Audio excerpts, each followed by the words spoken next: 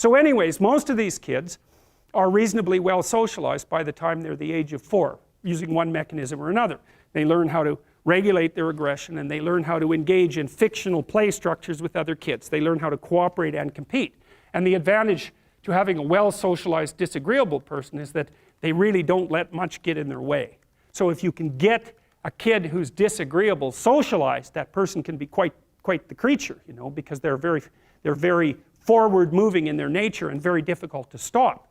But if you don't get them successfully domesticated, tamed, roughly speaking, by the time they're 4, their peers reject them. And that's a big problem, because your job as a parent is to make your child socially desirable by the age of 4. Like you want to burn that into your brain, because people don't know that. That's your job. And here's why. It's easy if you think about it carefully. So you imagine you've got a 3-year-old child, so sort of halfway through that initial period of socialization, and you take that child out in public. Okay, what do you want for the child? Who cares about you? What do you want from for the child? You want the child to be able to interact with other children and adults so that the children are welcoming and smile and want to play with him or her, and so the adults are happy to see the child and treat him or her properly.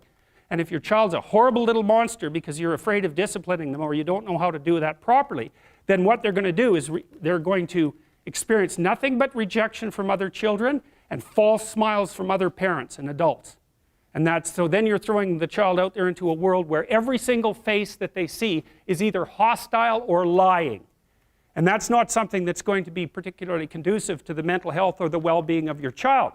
If your child can learn a couple simple rules of behavior, like don't interrupt adults when they're talking too much, and pay attention, and try not to hit the other kids over the head with the truck any more than is absolutely necessary, then, and share and play properly, then when they meet other kids, the kids are going to try out a few little play routines on them, and that's going to go well, and then they're going to go off and socialize each other for the rest of their lives. Because that's what happens, is that from 4 years old onwards, the primary socialization with children takes place among other children. And so if the kids don't get in on that early, they don't move into that developmental spiral upwards, and they're left behind. And you can imagine how terrible that is, because a 4-year-old will not play with another 4-year-old who's 2. But a 5-year-old certainly will not play with a 5-year-old who's 2, right? Because the gap is just starting to get unbelievably large. And so the kids start out behind, and then the peers leave them behind, and then those kids are alienated and outside the peer group for the rest of their life. Well, those are the ones that grow up to be long-term antisocial, right? They're already aggressive. It doesn't dip down. Now, what happens to normal boys, roughly speaking? Imagine the aggressive 2-year-old types.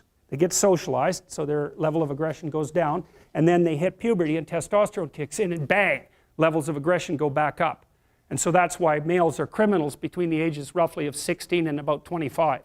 So, and it matches the creativity curve, by the way. It's so cool. If you look at the spike of creativity among men, 16 to 25, then it starts to go down. Criminality matches that absolutely perfectly.